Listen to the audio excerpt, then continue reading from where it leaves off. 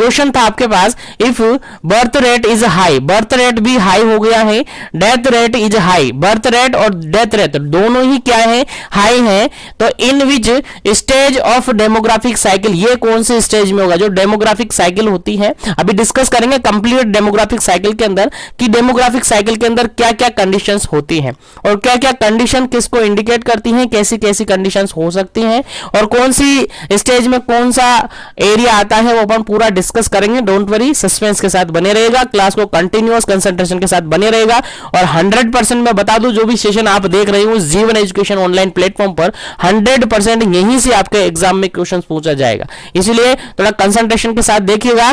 पूरे ब्लॉक का, पूरी बुक्स जो पूरा सिलेबस है उसका निचोड़ करके मैं आपको दे दूंगा, डोंट वरी, लेकिन सस्पेंस रखिएगा, आपको daily up to date session available करवाए जा रहे हैं। चलेगा, इस क्वेश्चन के अंदर ऑप्शन ए था हाई स्टेशनरी, सेकंड ऑप्शन था लेट एक्सपेंडिंग, थर्ड ऑप्शन था अर्ली एक्सपेंडिंग और डी ऑप्शन था यहां पर लो स्टेशनरी। इस क्वेश्चन का राइट आंसर आपको देना था। 131 नंबर का क्वेश्चन था जिसके अंदर कहा गया है कि जो बर्थ रेट है वो भी हाई है, डेथ रेट है वो भी हाई है, तो डेमोग्राफिक साइकिल के अंदर ये क्या इंडिकेट करता है, किसको ये इंडिकेट करता है, ये आपका क्वेश्चन था।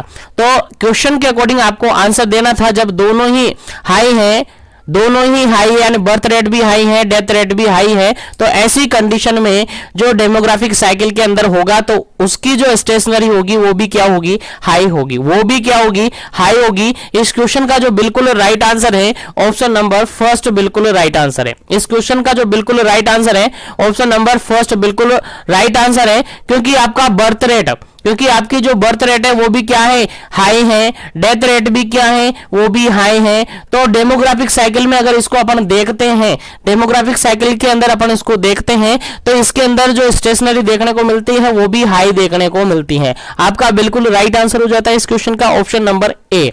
ऑप्शन नंबर ए बिल्कुल राइट आंसर हो जाता है। और जिन्होंने भी आंसर दिया है वो अपना आंसर देख लीजिएगा, आपने क्या आंसर दिया था और क्या इसका करेक्ट आंसर है। जिसका सही है उसको खुद पर विश्वास रखना है और जिसका गलत है वो थोड़ा सा याद रखेगा, थोड़ा सा समझिएगा, थोड़ा सा अपने आप को मजबूत कीजिएगा और अपनी तैयारी को मजबूत कीजिएगा, क्योंकि टाइमिंग कम है अपने पास, इसीलिए सब चीजें आपको याद होनी चाहिए। क्वेश्चन कहीं से भी कैसे भी बन सकता है, क्योंकि आरएचएस के अंदर स्पेशली राजस्थान सीएचओएस की बात करूं तो आरएचएस के अंदर सबसे पहली बार एग्जाम बनेगा, पहली बार एग्जाम बनेगा तो कैसा भी पैटर्न हो सकता है। किसी को पैटर्न पता नहीं है कि आरएचएस किस पैटर्न को फॉलो करेगा। अगर इग्नू का होता तो हमें पैटर्न पता है, लेकिन आरएचएस का है तो आरएचएस का क्या पैटर्न रहेगा, कैसे क्वेश्चन उठाएगा, कहां से क्वेश्चन उठाएगा, किसी को पता नहीं है। इसीलिए मैं पूरी कोशिश करूंगा कि उसके पैटर्न के अकॉर्डिंग आपको सिलेबस अवेलेबल करवाऊं। उसके लिए बीपीसीसीएचएन के रिगार्डिंग मैं टेस्ट सीरीज अवेलेबल करवा रखी है, उसको ज्वाइन कर लीजिएगा। वहां पर आपको क्वेश्चंस देखने को मिलेंगे, उसी तरीके से आपको क्वेश्चन पैटर्न बीपीसीसीएचएन का जो राजस्थान सीएचओ के अंदर है उनको देखने को मिलेगा। चलेगा, नेक्स्ट क्वेश्चन की अपन बात करते हैं। लेकिन उससे पहले अपन डेमोग्राफिक साइकिल को एक बार क्विक रिव्यू कर लेते हैं और उस पर नजर घुमा लेते हैं कि डेमोग्राफिक साइकिल के अंदर क्या होता है। चलेगा, डेमोग्राफिक साइकिल के अंदर अपन देख लेते हैं कि कौन कौन सी स्टेज कहां पर कैसे कैसे होती है। तो सबसे फर्स्ट वन कंडीशन आप देखिएगा, यहां पर सबसे फर्स्ट वन कंडीशन आप देखिएगा, समझने की पूरी कोशिश करना, क्योंकि यहां पर आपको याद रह गया है, समझ में आ गया, तो इससे रिगार्डेड जो भी क्वेश्चन बनेगा आपका बिल्कुल करेक्ट आंसर रहेगा। चलेगा, सबसे पहली बात देखते हैं, यहां सबसे पहली स्टेशनरी स्टेज देखते हैं अपन। पहली स्टेज यहां पर देखेगा जिसके अंदर हाई स्टेशनरी है। क्या है, हाई स्टेशनरी है, और हाई स्टेशनरी के अंदर देखिएगा क्या आंसर होगा। देखिएगा हाई स्टेशनरी के अंदर आप देखिएगा आंसर क्या होगा, बर्थ रेट क्या रहेगी, डेथ रेट क्या होगी। देखिएगा बर्थ रेट यहां पर स्टेशनरी का नाम है यानी स्टेज का नाम है हाई स्टेशनरी। क्या है, हाई स्टेशनरी। और यहां पर देखिएगा बर्थ रेट कैसी है, हाई है, बर्थ रेट भी हाई है, और डेथ रेट देखिएगा तो डेथ रेट भी क्या है, हाई है।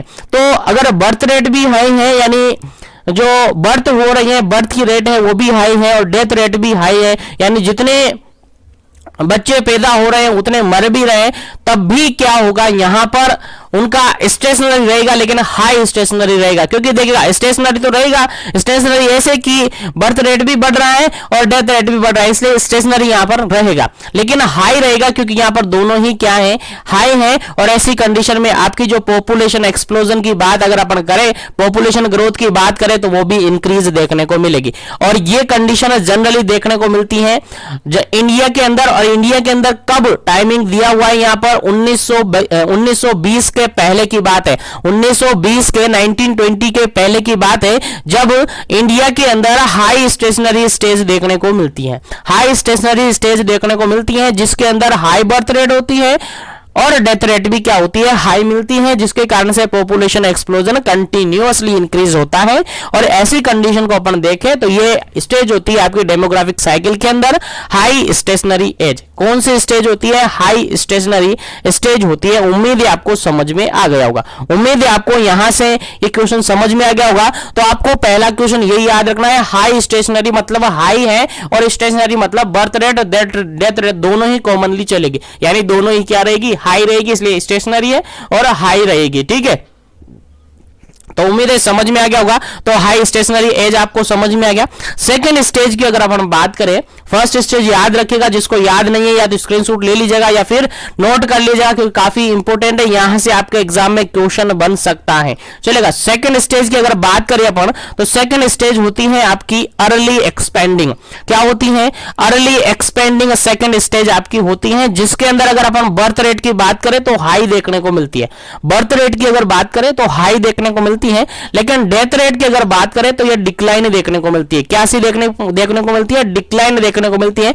यानी सोच लीजिएगा आप, बर्थ रेट कैसी है, हाई, पैदा ज्यादा हो रहे हैं लेकिन मर कम रहे हैं, पैदा ज्यादा हो रहे हैं लेकिन मर कम रहे हैं, तो पॉपुलेशन एक्सप्लोज होगी या फिर कम होगी, पॉपुलेशन बिल्कुल इंक्रीज होगी सर, क्योंकि बर्थ रेट ज्यादा है तो पॉपुलेशन क्या होगी, इंक्रीज होगी। जनरली एग्जांपल की बात करें तो अफगानिस्तान के अंदर देखी गई है, बाकी रिसेंटली अभी जो डाटा है वो थोड़ा थोड़ा चेंजेस हो रहा है। ठीक है, ये पुराना डाटा है, पुराने डाटे के अकॉर्डिंग है, अभी थोड़ा थोड़ा चेंजेस देखने को मिल सकता है। ठीक है, तो याद रखिएगा, यहां पर अर्ली एक्सपेंडिंग की बात की जाए तो आपको 2 पॉइंट याद रखना है, बर्थ रेट तो हाई रहेगी, डेथ रेट क्या रहेगी, डिक्लाइन रहेगी।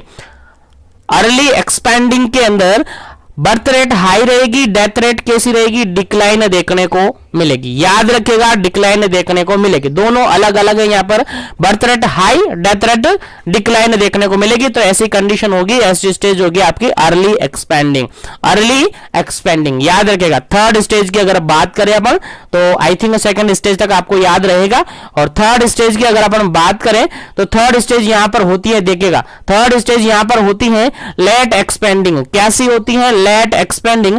और यहां पर लेट एक्सपेंडिंग से क्या मतलब है, देखिएगा लेट मतलब कि यहां पर बर्थ रेट और डेथ रेट दोनों ही क्या है, डिक्लाइन होगी, बर्थ रेट और डेथ रेट दोनों ही डिक्लाइन होगी। अब बर्थ रेट भी डिक्लाइन हो रही है, डेथ रेट भी डिक्लाइन हो रही है, तो भी पॉपुलेशन बढ़ रहा है, तो भी पॉपुलेशन बढ़ रहा है। कैसे बढ़ रहा है सर, ये बताइएगा, पॉपुलेशन इंक्रीज कैसे हो रहा है, ऐसे हो रहा है। देखिएगा, बर्थ रेट डिक्लाइन है, यानी बर्थ हो रहे हैं लेकिन ऐसे इतने रेट में नहीं हो रहे।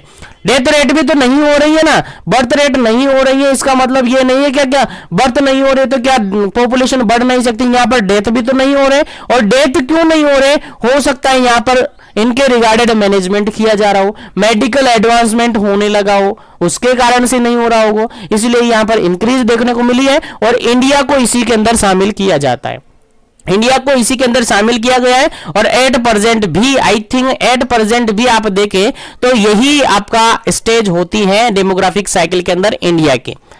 इसके अंदर क्या होती है, आपके बर्थ रेट डिक्लाइन मिल रही है और डेथ रेट भी डिक्लाइन मिल रही है, लेकिन कुछ कंडीशन पे अगर अपन देखें, अगर बिल्कुल एग्जैक्ट डाटा अपन देखें तो जो बर्थ रेट है जितना हो रहा है उतना ही आपका डेथ रेट हो रहा है, लगभग ये मान के चलेगा अप्रोक्सीमेटली, फिर भी पॉपुलेशन इंक्रीज हो रही है। आप सबको पता है इंडिया को इसी के अंदर शामिल किया गया है, और आपके एग्जाम में क्वेश्चन भी पूछा जा सकता है कि इंडिया को प्रेजेंट टाइमिंग में किस डेमोग्राफिक साइकिल के स्टेज के अंदर रखा गया है? आपका डायरेक्ट आंसर जाएगा सर लेट एक्सपेंडिंग स्टेज के अंदर रखा जाता है। कहां रखा जाता है? लेट एक्सपेंडिंग स्टेज के अंदर रखा जाता है, क्योंकि यहां पर बर्थ रेट भी डिक्लाइन होती है, डेथ रेट भी डिक्लाइन हो रही है, और ऐसी कंडीशन में यहां पर इंडिया को रखा गया है, क्योंकि यहां पर फिर भी पॉपुलेशन बढ़ रही है, डेथ रेट और बर्थ रेट दोनों डिक्लाइन होने के बाद भी पॉपुलेशन बढ़ रही है, तो ऐसी स्टेज होती है that is late expanding stage. I think समझ में आ गया होगा, लेट एक्सपेंडिंग स्टेज के बारे में आपको अच्छी तरीके से समझ में आ गया होगा। चलिएगा आगे बढ़ते हैं अपन नेक्स्ट स्टेज पर, और नेक्स्ट स्टेज है आपकी फोर्थ नंबर स्टेज। और फोर्थ नंबर स्टेज क्या कहती है? देखिएगा फोर्थ नंबर स्टेज है that is low stationary stage. Low stationary stage, इसके अंदर क्या होता है? देखिएगा यहां पर बर्थ रेट भी क्या होती है? लो रहती है, बर्थ रेट भी लो रहती है और डेथ रेट भी लो रहती है। तो ऐसी कंडीशन में जो पॉपुलेशन की जो ग्रोथ है वो नेचुरल चलती है, नेचुरल चलती है।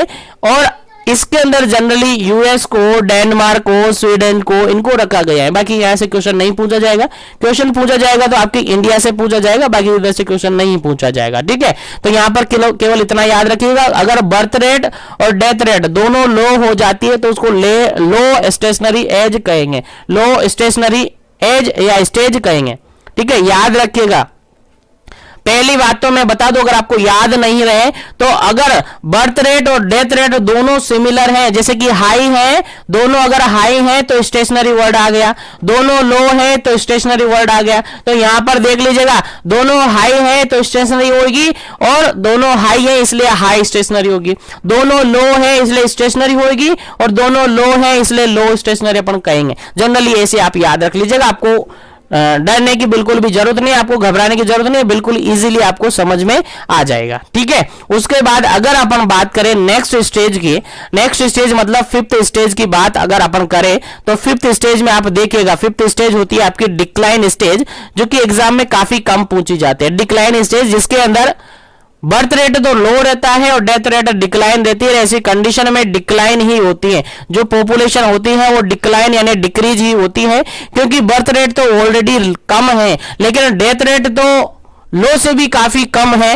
लो से भी डिक्लाइन देख रहे हैं, यानी लो मतलब यहां पर लो है, ठीक है, लो है लेकिन डिक्लाइन है, देखने को कम मिल रही है, लेकिन कंपैरिजन इसके ज्यादा यहां पर अपन हो रही है, इसलिए डिक्रीज यहां पर होती है।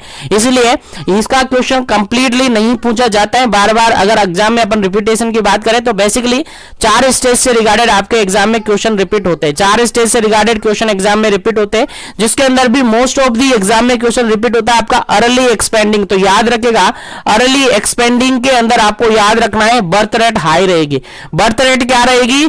हाई रहेगी। अगर बर्थ रेट डिक्लाइन रहेगी तो लेट एक्सपेंडिंग होगा, बर्थ रेट हाई रहेगी तो अर्ली एक्सपेंडिंग होगा। अब कैसे भी आप याद करें, बट याद रखें, मैंने बता दिया याद कैसे करना है, याद ऐसे करना है, एक बार फिर से मैं बता देता हूं, फिर आगे बढ़ेंगे, अपन सेशन को कंटिन्यू करेंगे। चलेगा, याद ऐसे रखना है कि अगर बर्थ रेट और डेथ रेट दोनों सेम है, दोनों सेम है, और बर्थ रेट डेथ रेट दोनों सेम है, तो आपका वर्ड आ जाएगा स्टेशनरी। क्या आ जाएगा? स्टेशनरी वर्ड आपको याद रखना पड़ेगा, स्टेशनरी वर्ड आपको याद रखना है। अगर दोनों ही क्या हो गई है? सेम होगी, बर्थ रेट और death rate are equal, that you indicate the stationary stage. समझ में आ गया? बर्थ रेट और डेथ रेट दोनों अगर सिमिलर मिलती हैं, सेम मिलती हैं, तो आप डायरेक्टली आइडिया लगा लेना माइंड में कि स्टेशनरी स्टेज होगी। अब स्टेशनरी स्टेज कैसी होगी उसके रिगार्डेड आइडिया आपको यह लगाना है कि अगर बर्थ रेट डेथ रेट दोनों सेम है और दोनों सेम होते हुए दोनों ही क्या है? हाई हैं, तो आपकी हाई स्टेशनरी स्टेज होगी, हाई स्टेशनरी स्टेज होगी। अगर दोनों सेम है और दोनों में सेम क्या दिख रहा है आपको? लो है, तो लो स्टेशनरी होगी। कैसी होगी? लो स्टेशनरी होगी। उम्मीद है दोनों से रिगार्डेड आपके एग्जाम में अगर क्वेश्चन आया है तो आप बिल्कुल करेक्टली आंसर इसका दे पाएंगे। दोनों लो है तो लो स्टेशनरी, दोनों हाई है तो हाई स्टेशनरी आप आंसर लगाएंगे। चलेगा, दोनों आपको याद रह गया। अब बताइए, अब एक्सपेंडिंग की बात बताइए। एक्सपेंडिंग देखेंगे, दोनों एक्सपेंडिंग है, एक्सपेंडिंग में कैसे याद रहेगा? देखेगा, अगर बर्थ रेट एक्सपेंडिंग को चेक करने के लिए, एक्सपेंडिंग को याद रखने के लिए दो ही चीजें याद रखनी पड़ती हैं। पहली बर्थ रेट ही याद रखनी पड़ती है, डेथ रेट आपको ऑटोमेटिकली याद रह जाएगी, क्योंकि डेथ रेट दोनों में ही डिक्लाइन देखने को मिलेगी। जो डेथ रेट है डिक्लाइन देखने को मिलेगी, लेकिन बर्थ रेट में चेंजेस देखने को मिलेगा। अगर बर्थ रेट हाई है तो आपका अर्ली एक्सपेंडिंग होगा, अगर बर्थ रेट डिक्लाइन है तो आपका लेट एक्सपेंडिंग होगा। बर्थ रेट हाई है और डेथ रेट तो वैसे ही डिक्लाइन होगी, अगर एक्सपेंडिंग स्टेज होगी तो birth rate high death rate decline होगी तो आपका अर्ली एक्सपेंडिंग होगा। बर्थ रेट डिक्लाइन और डेथ रेट क्या है, डिक्लाइन देखने को मिलेगी, तो आपका आंसर होगा यहां पर, आपका आंसर होगा क्या, लेट एक्सपेंडिंग होगा। अब आप कहेंगे कि सर यहां पर बर्थ रेट और डेथ रेट दोनों इक्वल है डिक्लाइन, तो स्टेशनरी क्यों नहीं हुआ? क्यों इसलिए नहीं हुआ क्योंकि डिक्लाइन स्टेज है।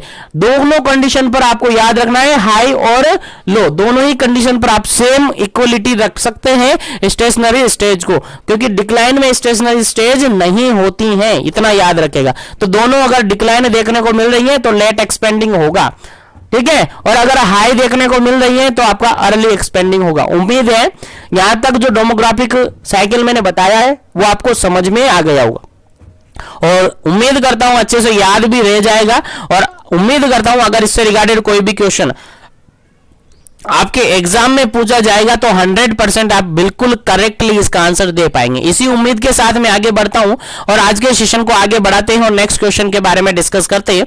नेक्स्ट क्वेश्चन है आपका काफी इंपॉर्टेंट क्वेश्चन है, देखिएगा 132 नंबर क्वेश्चन है, और 132 नंबर क्वेश्चन कहता क्या है, देखिएगा समझिएगा, काफी इंपॉर्टेंट है।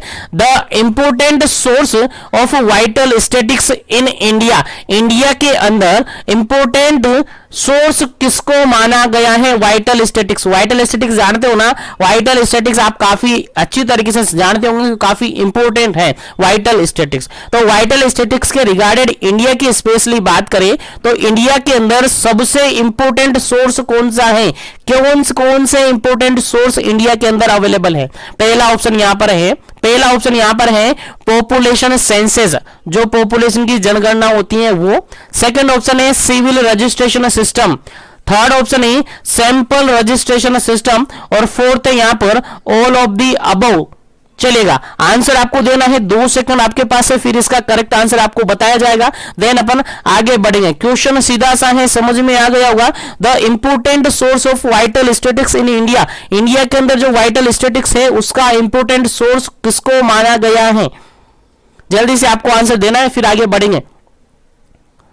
चलेगा, इस क्वेश्चन का जो बिल्कुल राइट आंसर है that is option number D, बिल्कुल राइट आंसर है, क्योंकि इंडिया की स्पेशली अगर बात करें तो इंडिया के अंदर जो पॉपुलेशन सेंसस होते हैं, जनगणना जो होती है, वो भी इंपॉर्टेंट सोर्स माना जाता है वाइटल स्टैटिक्स का। उसमें भी सब कुछ अवेलेबल होता है, उसमें आपको आईएमआर क्या है, एमएमआर क्या है, सब कुछ उसमें नोट किया जाता है, सब कुछ डाटा उसके अंदर अवेलेबल होता है। उसके अलावा जो आपकी सिविल रजिस्ट्रेशन सिस्टम है, सिविल रजिस्ट्रेशन सिस्टम बेसिकली जो रजिस्ट्रेशन किए जाते हैं, death rate, birth registration, death registration जो रजिस्ट्रेशन करवाए जाते हैं वो, तो ये भी इंपॉर्टेंस है। उसके अलावा सैंपल रजिस्ट्रेशन ये भी इंपॉर्टेंट है। तो बेसिकली अगर बात करें तो तीनों ऑप्शन यहां पर करेक्ट है, तीनों ही वाइटल स्टैटिक्स के रिगार्डेड इंपॉर्टेंट सोर्स माने जाते हैं इंडिया के अंदर। इसीलिए इस क्वेश्चन का जो बिल्कुल करेक्ट आंसर होगा that is option number D, बिल्कुल करेक्ट आंसर होगा। ऑप्शन नंबर डी बिल्कुल करेक्ट आंसर होगा, क्योंकि तीनों ही यहां पर क्या है, इंपॉर्टेंट सोर्स माने जाते हैं इंडिया के अंदर। चलेगा, आगे बढ़ते हैं नेक्स्ट क्वेश्चन के रिगार्डेड। नेक्स्ट क्वेश्चन आपके एग्जाम पॉइंट ऑफ व्यू से काफी इंपॉर्टेंट है, क्वेश्चन का आंसर दीजिएगा। चलिए क्वेश्चन पढ़ते हैं, क्वेश्चन है 133, 133 नंबर क्वेश्चन क्या कहता है? Sample registration system the survey will be conducting in every. Question यहां पर यह है कि जो सैंपल रजिस्ट्रेशन सिस्टम है यानी एसआरएस सैंपल रजिस्ट्रेशन सिस्टम है, उसका जो सर्वे कंडक्ट करवाया जाता है वो कब रिपीट होता है, यानी कितने समय बाद वो वापस से करवाया जाता है? तो पहला क्वेश्चन का आंसर होगा आपका, पहला क्वेश्चन का आंसर होगा 6 मंथ। सेकंड क्वेश्चन का आंसर होगा आपका 1 ईयर। पहला ऑप्शन है आपके पास 6 मंथ, सेकंड ऑप्शन है आपके पास 1 ईयर, थर्ड ऑप्शन है आपके पास 5 ईयर, और फोर्थ ऑप्शन है आपके पास 3 मंथ। चलेगा, इस क्वेश्चन का राइट आंसर आपको देना है कि जो सैंपल रजिस्ट्रेशन सिस्टम होता है उसका जो सर्वे है कितने टाइम पीरियड के बाद रिपीट किया जाता है। जल्दी से आपको आंसर बताना है क्या इसका करेक्ट आंसर होगा, जल्दी से कीजिएगा।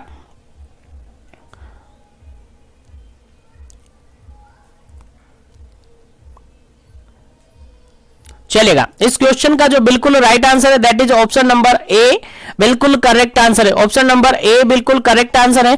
एवरी 6 मंथ में आपका सैंपल रजिस्ट्रेशन सिस्टम के अंदर जो सर्वे होता है वो कंडक्ट करवाया जाता है।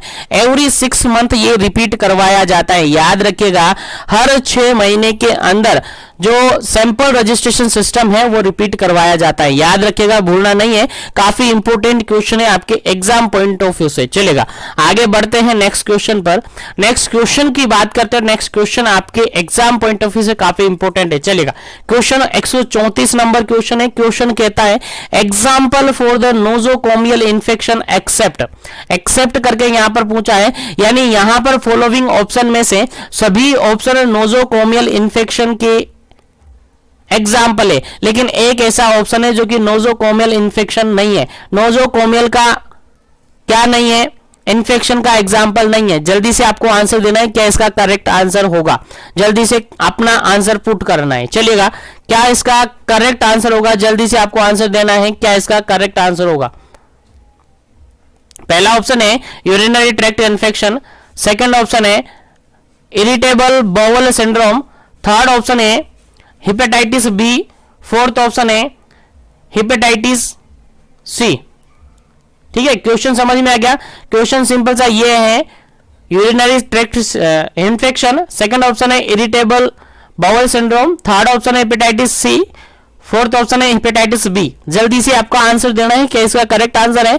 नोजोकोमियल इन्फेक्शन जो होता है आप सबको पता है, हॉस्पिटल एक्वायर्ड इन्फेक्शन इसको जनरली अपन कहते हैं। हॉस्पिटल में जाने से जनरली वहां पर जो इन्फेक्शन का कॉन्टेक्ट होता है उससे इन्फेक्शन हुआ है, तो ऐसे को क्या कहते हैं अपन?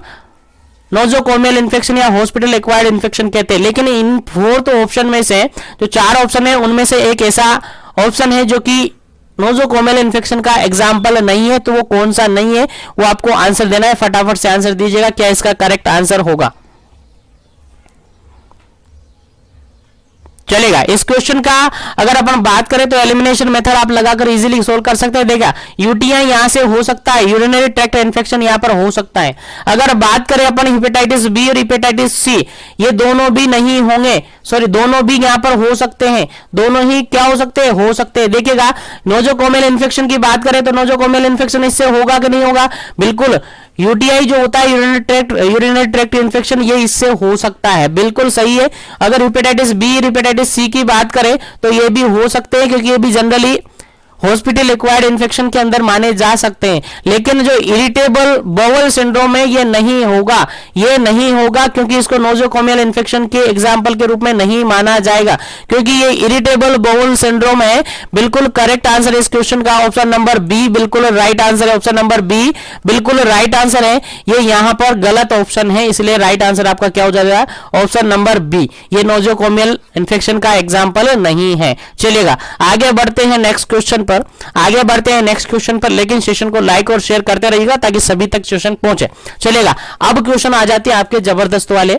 यहां से क्वेश्चन आपको याद रखने हैं, यहां से आपसे एग्जाम में क्वेश्चन 100% पूछा जाएगा, और आपके एग्जाम में 100% 2 क्वेश्चन यहां से एग्जाम पर पूछा जाएगा। इस जो भी क्वेश्चन अपन डिस्कस करेंगे उनमें से 2 question as it is exam में पूछे जाएंगे, तो थोड़ा सा ध्यान से समझिएगा, ध्यान से पढ़िएगा और अच्छी तरीके से क्वेश्चन का जवाब दीजिएगा। चलेगा, क्वेश्चन ये आपके पास 135 नंबर, और क्वेश्चन ये कहता है in hospital waste management plastic bag of which colour is not used. Question simple सा ये है कि हॉस्पिटल की अगर बात करें अपन, हॉस्पिटल के अंदर जो वेस्ट मैनेजमेंट करवाया जाता है, बायोमेडिकल वेस्ट मैनेजमेंट करवाया जाता है, वहां पर जो प्लास्टिक बैग रखे जाते हैं डस्टबिन के रूप में, जो डस्टबिन होते हैं प्लास्टिक के जो बैग होते हैं, उन प्लास्टिक बैग में कौन से कलर कोड को नहीं रखा जाता है, यानी कौन से कलर कोड को यूज नहीं किया जाता है। क्वेश्चन सिंपल सा समझ में आ गया होगा। अब आंसर आपको देना है। पहला ऑप्शन वहां पर है येलो, सेकंड ऑप्शन यहां पर है ब्लू, थर्ड ऑप्शन यहां पर है ग्रीन, फोर्थ ऑप्शन यहां पर है रेड। चलिएगा, बताइएगा कि कौन से कलर का कोड या कौन सा कलर यूज नहीं किया जाता है प्लास्टिक बैग के रूप में हॉस्पिटल जो वेस्ट मैनेजमेंट करवाया जाता है, यानी बायोमेडिकल वेस्ट मैनेजमेंट जो करते हैं, बीएमडब्ल्यू जो करते हैं, उसके अंदर किस कलर कोड को यूज नहीं किया जाता है, वो प्लास्टिक वेव जो यूज करते हैं उसमें कौन सा कलर कोड यूज नहीं करते। चलेगा, जल्दी से आपको आंसर देना है। अगर आप में से सभी, और उम्मीद करता हूं सभी क्लिनिकल प्रैक्टिस के लिए गए होंगे, सभी को पता होगा कौन सा कलर कोड वहां पर नहीं होता है। चलेगा, इस क्वेश्चन का जो बिल्कुल सही आंसर हो जाता है वो होता है आपका option number C, green colour code. Specially आप गए ना हॉस्पिटल तो आपने देखा होगा कि ग्रीन कलर का कोई वहां पर स्पेसिफाई करके अपन देखें तो ग्रीन कलर का कोई कंटेनर वहां पर वेस्ट मैनेजमेंट के लिए नहीं होता है। वहां पर हमने येलो देखा है, बिल्कुल, ब्लू देखा है, बिल्कुल देखा है, रेड देखा है, बिल्कुल देखा है, लेकिन ग्रीन हमने नहीं देखा है। तो नॉट यूज्ड पूछा था, इसलिए ग्रीन बिल्कुल राइट आंसर है, क्योंकि ग्रीन कलर का कोड वहां पर यूज नहीं करते हैं, ग्रीन कलर का डस्टबिन यूज नहीं करते हैं। बिल्कुल राइट आंसर हो जाता है आपका ऑप्शन नंबर सी। चलिएगा, आगे बढ़ते हैं नेक्स्ट क्वेश्चन पर।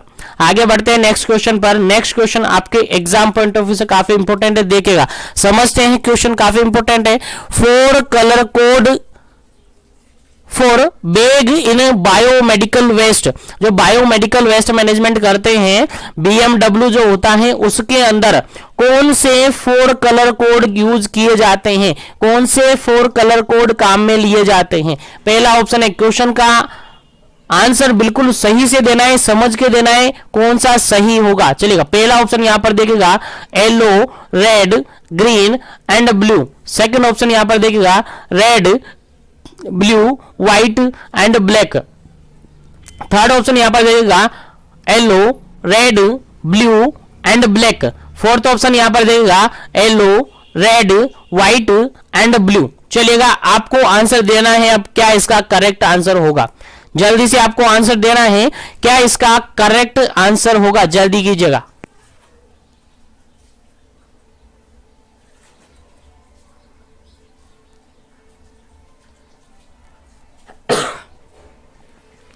चलिएगा, इस क्वेश्चन का जो बिल्कुल राइट आंसर है that is option number D, बिल्कुल राइट आंसर है। ऑप्शन नंबर डी बिल्कुल राइट आंसर है, क्योंकि हॉस्पिटल के अंदर अपन गए तो वहां पर येलो कलर का डस्टबिन होता है, रेड कलर का डस्टबिन होता है, व्हाइट कलर का डस्टबिन होता है और ब्लू कलर का डस्टबिन होता है। वहां पर जनरली ब्लैक कलर का भी आपको देखने को मिला है, लेकिन इसके अंदर इंक्लूड नहीं किया गया है। जो बीएमडब्ल्यू कलर कोडिंग रखा गया है उसके अंदर ब्लैक को यूज नहीं किया जाता है, ब्लैक को इन्वॉल्व नहीं किया गया। हालांकि आपने हॉस्पिटल में गए हैं तो हॉस्पिटल में ब्लैक कलर कोड भी आपने देखा होगा, ब्लैक कलर का बकेट भी आपने देखा होगा, ब्लैक कलर का कंटेनर भी आपने देखा होगा, जिसमें जनरल वेस्ट रखे जाते हैं, जो रैपर्स वगैरह होते हैं उनको रखा जाता है, लेकिन इसको बेसिकली बायोमेडिकल वेस्ट के अंदर इन्वॉल्व नहीं किया जाता है। ठीक है, याद रखिएगा। उसके अलावा अगर बात करें अपन तो red, blue, white and black, यहां पर भी ब्लैक को काम में नहीं लिया जाता है। अगर इसमें देखें तो ग्रीन को काम में नहीं लिया जाता, तो ये भी गलत है, ये भी गलत है, ये भी गलत है। बिल्कुल सही क्या हो जाता है आपका ऑप्शन नंबर डी, क्योंकि रेड यूज किया जाता है,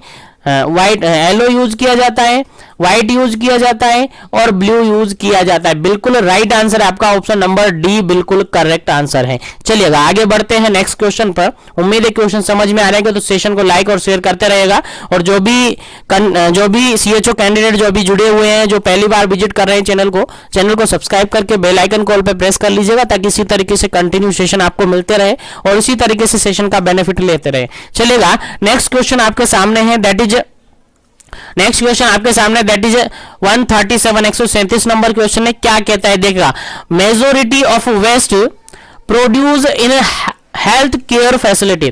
जो हेल्थ केयर फैसिलिटी, लाइक आप क्लिनिक कह सकते हैं, लाइक आप हॉस्पिटल कह सकते हैं, बेसिकली आप हॉस्पिटल का एग्जांपल ले लीजिएगा। ठीक है, तो जो हॉस्पिटल होता है, हेल्थ केयर होती है, यानी हॉस्पिटल होता है, तो हॉस्पिटल के अंदर जो मेजोरिटी ऑफ वेस्ट होता है वो कौन सा होता है। मेजोरिटी वेस्ट यानी कि ज्यादातर जो वेस्ट होता है वो किस टाइप का होता है। चलिएगा, क्वेश्चन समझ में आ गया ना। अब ऑप्शन पढ़ते हैं, ऑप्शन के अकॉर्डिंग आपको आंसर देना है। पहला ऑप्शन यहां पर है chemical and pharmaceutical waste, chemical और फार्मास्यूटिकल वेस्ट। सेकंड ऑप्शन है radioactive, cytotoxic and heavy metals. Third option है यहां पर शार्प और फोर्थ ऑप्शन है यहाँ पर नॉन हजार्डियस वेस्ट। चलेगा, जल्दी से आपको आंसर देना है, क्या करेक्ट आंसर होगा आपके इस क्वेश्चन का। तो क्वेश्चन समझ में आ गया। क्वेश्चन सिंपल सा ये कहा है कि हॉस्पिटल या हेल्थ केयर क्लिनिक्स मान के चलिए, वहां पर जो मेजोरिटी ऑफ वेस्ट प्रोड्यूस होता है वो कौन सा होता है, मेजोरिटी ऑफ वेस्ट कौन सा होता है, सबसे ज्यादा वेस्ट कौन सा प्रोड्यूस होता है। चलेगा, जल्दी से आपको आंसर देना है, क्या इसका करेक्ट आंसर होगा, जल्दी कीजिएगा ताकि आगे बढ़े नेक्स्ट क्वेश्चन पर।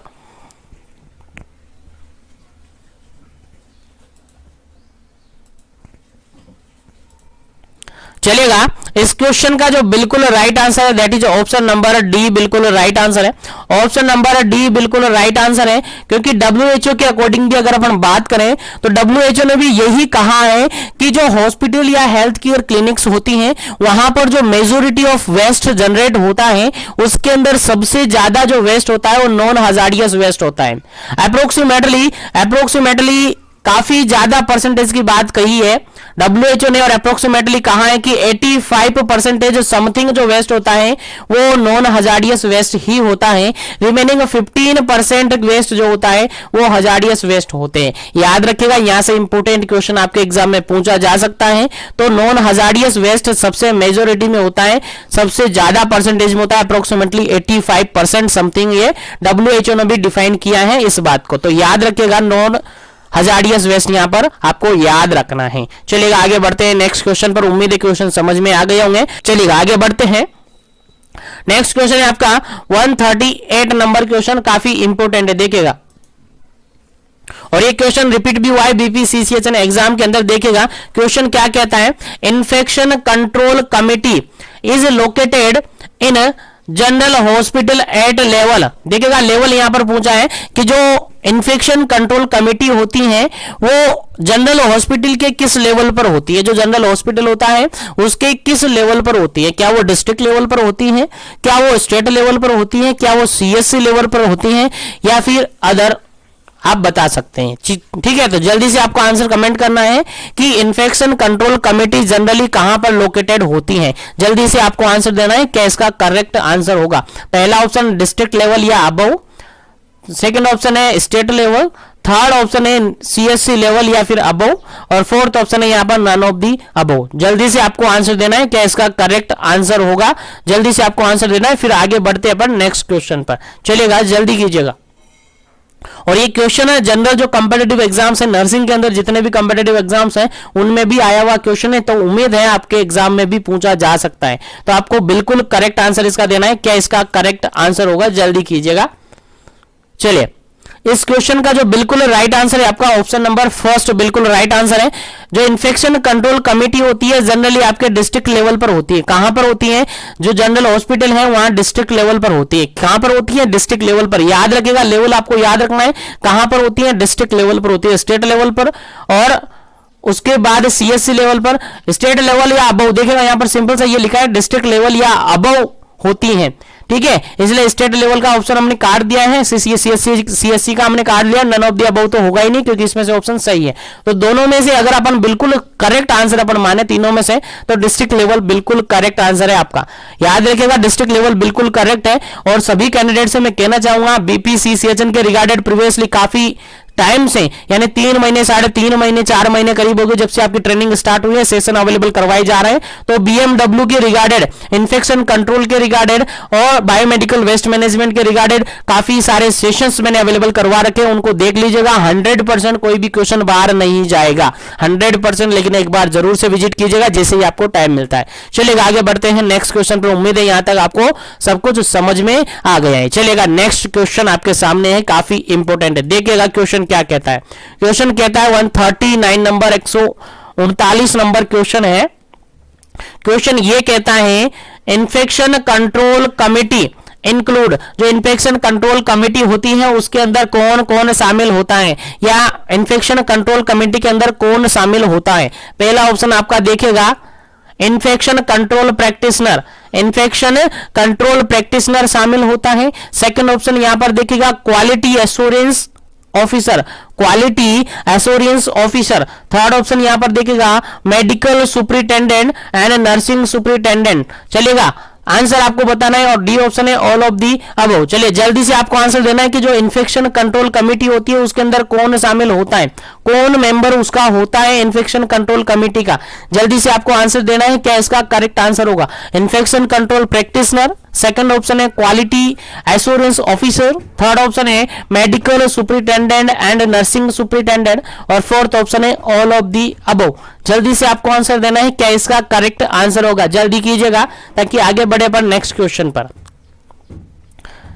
चलेगा, इस क्वेश्चन का जो बिल्कुल राइट आंसर है that is option number D, बिल्कुल राइट आंसर है। यहां पर ऑप्शन नंबर डी बिल्कुल राइट आंसर है, क्योंकि जो हॉस्पिटल के अंदर जो इन्फेक्शन कंट्रोल कमेटी होती है जनरल हॉस्पिटल डिस्ट्रिक्ट लेवल पर, वहां पर जो इसके मेंबर्स होते हैं वो होते हैं आपके इन्फेक्शन कंट्रोल प्रैक्टिशनर होते हैं, इन्फेक्शन कंट्रोल प्रैक्टिशनर होते हैं। उसके अलावा क्वालिटी एश्योरेंस ऑफिसर्स होते हैं, उसके अलावा मेडिकल सुपरिटेंडेंट होते हैं, उसके अलावा नर्सिंग सुपरिटेंडेंट होते हैं। यानी सभी ऑप्शन बिल्कुल करेक्ट है, सभी ऑप्शन इन्फेक्शन कंट्रोल कमेटी के अंदर इंक्लूड किए जाते हैं, इसलिए आपका राइट आंसर हो जाता है ऑप्शन नंबर 4।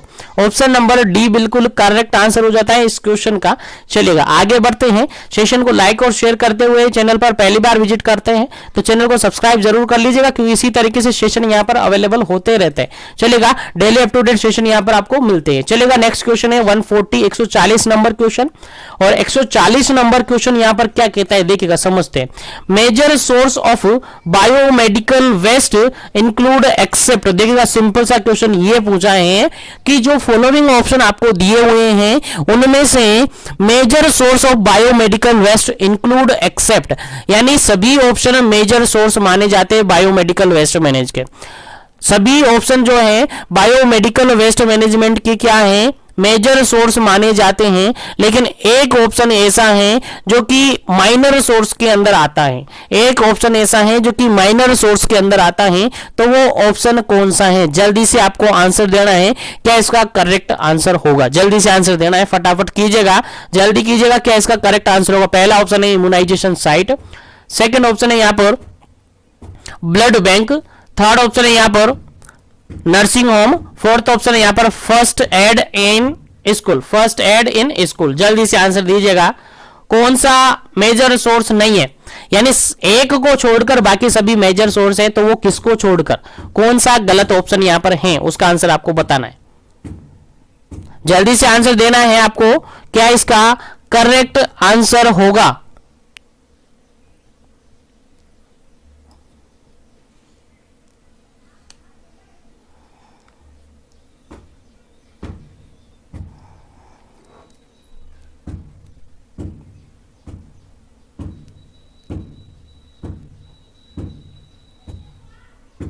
चलेगा, इस क्वेश्चन का जो बिल्कुल राइट आंसर है, इस क्वेश्चन का जो बिल्कुल राइट आंसर है that is option number D बिल्कुल राइट आंसर है, क्योंकि ये मेजर नहीं है, ये माइनर सोर्स के अंदर आता है। कौन से सोर्स के अंदर आता है, ये माइनर सोर्स के अंदर आता है। याद रखिएगा, इम्यूनाइजेशन साइट के अंदर अगर जो वेस्ट प्रोड्यूस होता है वो सोर्स कौन सा है, मेजर सोर्स है।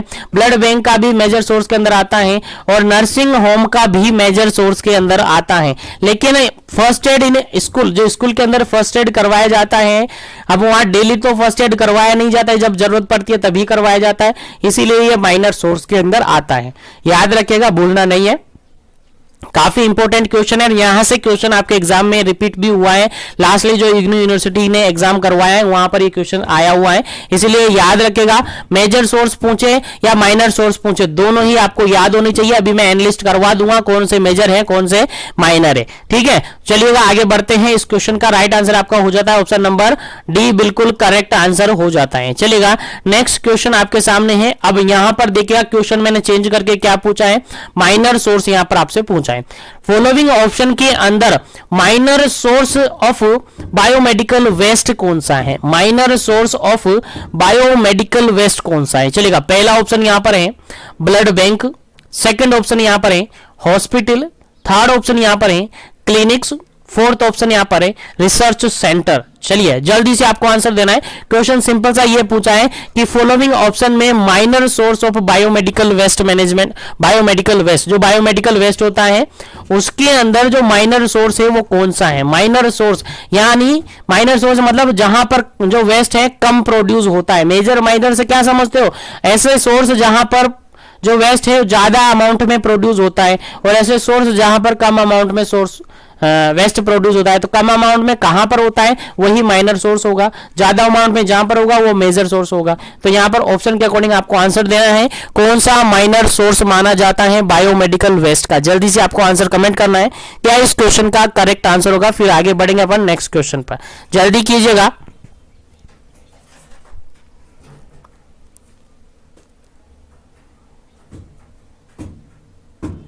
चलेगा। इस क्वेश्चन का जो बिल्कुल राइट आंसर होगा आपका, इस क्वेश्चन का जो बिल्कुल राइट आंसर होगा वो होगा ऑप्शन नंबर सी, बिल्कुल करेक्ट आंसर होगा। जो क्लिनिक है उसको माइनर सोर्स के अंदर इंक्लूड किया जाता है। बाकी अगर ब्लड बैंक की बात करें, हॉस्पिटल की बात करें या फिर रिसर्च सेंटर की बात करें, ये तीनों ही क्या है, मेजर सोर्स हैं। तीनों ही क्या है, मेजर सोर्स हैं।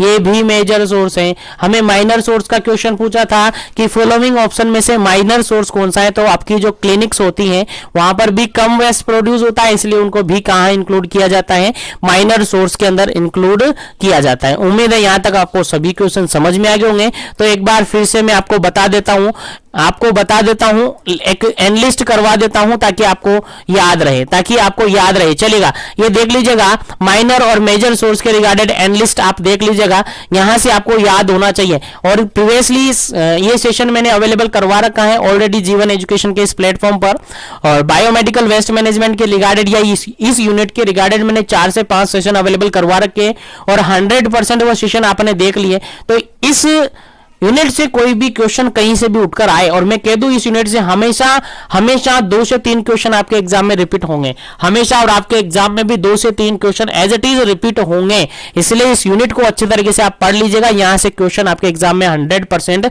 पूछा जाएगा। और जो बताया जा रहा है, जो पढ़ाया जा रहा है, उन्हीं में से क्वेश्चन पूछा जाएगा, बाहर से कोई क्वेश्चन नहीं पूछा जाएगा।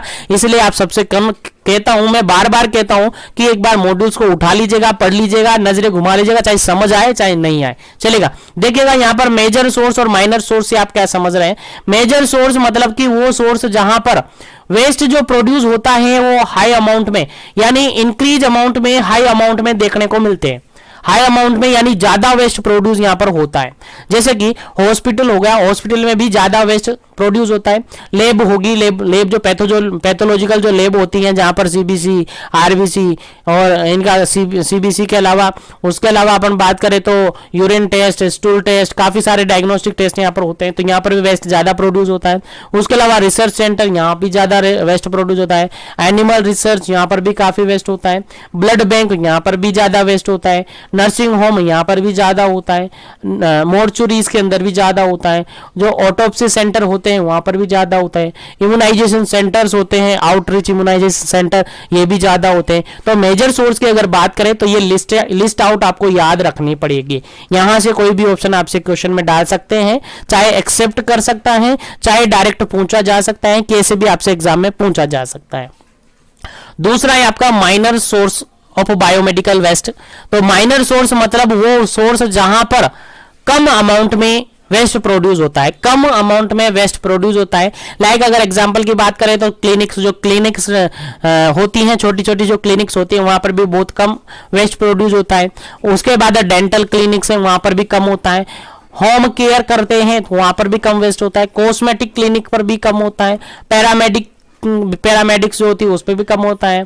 उसके अलावा अगर फर्नर जो सर्विस देते हैं वो भी कम होता है। इंस्टीट्यूशन की बात करें तो वहां पर भी कम होता है। फर्स्ट एड इन रूम या फिर स्कूल की बात करें, रूम या स्कूल की बात करें तो यहाँ पर भी कम वेस्ट प्रोड्यूस होता है। तो ये सारे जो एग्जाम्पल हैं ये आपकी क्या है, माइनर सोर्स है, और ये सारे जो एग्जाम्पल है ये आपके मेजर सोर्स है। दोनों का एनलिस्ट आपको याद रखना पड़ेगा, तभी आप फाइंड आउट कर सकेंगे। या फिर ऐसे याद नहीं रहे आपको तो फिर थोड़ा सा अपने आप का दिमाग लगाना पड़ेगा, ऑप्शन के अकॉर्डिंग चुनना पड़ेगा, ऑप्शन के अकॉर्डिंग आपको सर्च करना पड़ेगा कि कौन सा तो कम वेस्ट वाला होगा, कौन सा ज्यादा वेस्ट वाला होगा।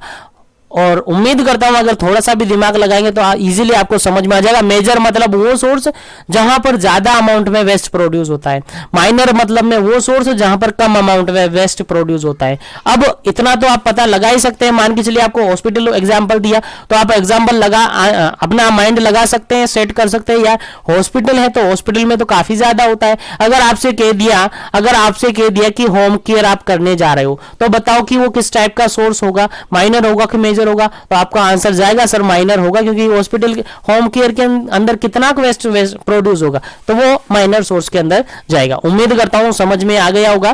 तो मैं सेशन को आगे बढ़ाता हूं और नेक्स्ट क्वेश्चन के बारे में डिस्कस करते हैं। ये एनालिस्ट कर लीजिएगा, नोट कर लिया हो तो ठीक है, नहीं किया हो तो स्क्रीनशॉट ले लीजिएगा ताकि आपको याद रहे। चलेगा नेक्स्ट क्वेश्चन की अपन बात करते हैं। नेक्स्ट क्वेश्चन आपके सामने है, काफी इंपॉर्टेंट है, देखिएगा। क्वेश्चन यहां पर ये है 142 नंबर क्वेश्चन है। क्वेश्चन ये कहता है the positive micro organism of nosocomial infection. Nosocomial infection का पॉजिटिव माइक्रो ऑर्गेनिज्म होता है। कौन सा माइक्रो ऑर्गेनिज्म जो कि नोजोकोमियल इन्फेक्शन कोज करता है? जनरली कौन सा करता है? पहला ऑप्शन यहां पर देखेगा staphylococcus Orius bacteria, staphylococcus Orius bacteria.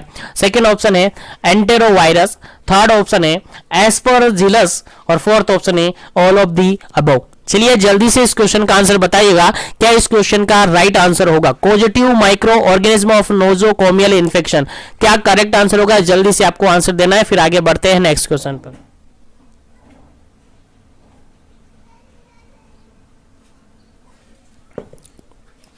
चलिएगा इस क्वेश्चन का जो बिल्कुल राइट आंसर होगा आपका ऑप्शन नंबर डी बिल्कुल राइट आंसर होगा। ऑप्शन नंबर डी बिल्कुल राइट आंसर होगा, क्योंकि नोजोकोमियल इन्फेक्शन है जिसको जनरली अपन हॉस्पिटल एक्वायर्ड इन्फेक्शन बोलते हैं। अब हॉस्पिटल में आप जाएंगे तो जरूरी थोड़ी है केवल स्टेफाइलोकोकस बैक्टीरिया ही आपके अंदर घुसेगा, जरूरी थोड़ी कोई एंटीरोवायरस ही घुसेगा, जरूरी थोड़ी है कि एस्परजिलस ही घुसेगा, कोई सा भी इन्फेक्शन कोज करवा सकता है। यानी सभी ऑप्शन यहाँ पर राइट है, सभी ऑप्शन यहाँ पर नोजोकोमियल इन्फेक्शन कोज करवा सकते हैं। तो बिल्कुल राइट आंसर आपका हो जाता है option number D, all of the above बिल्कुल करेक्ट आंसर है इस क्वेश्चन का।